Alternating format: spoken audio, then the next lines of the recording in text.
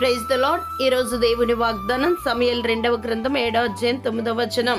నీకు తోడుగా ఉండి నీ శత్రువులందరినీ నీ ఎదుట నిలవకుండా నిర్మూలన చేసేదను. ప్రియ దైవజనమా, నీ బంధువులు, స్నేహితులు, నీ కుటుంబీకులు నీతో లేకపోవచ్చు గాని నీ దేవుడు నీతో ఉండి నీ కార్యములు సఫలపరచును. మిమ్మును మీరు చేసే పనులను అడ్డుకొని మిమ్మల్ని బాధ పెట్టే మనుషులతో మీ పక్షముగా మీరు నమ్ముకున్న సర్వశక్తి గల మీ దేవుడు యుద్ధము చేయును. కావున ఏ మనుషుడు మీ ఎదుట నిలవనేరడు గనుక ధైర్యము తెచ్చుకొని పని జరిగించుడి.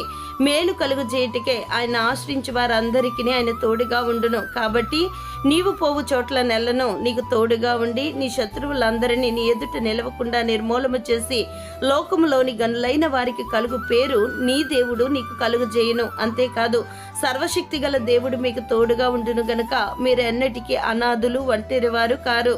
దేవుడు మిమ్మును దీవించునుగాక. ఆమెన్.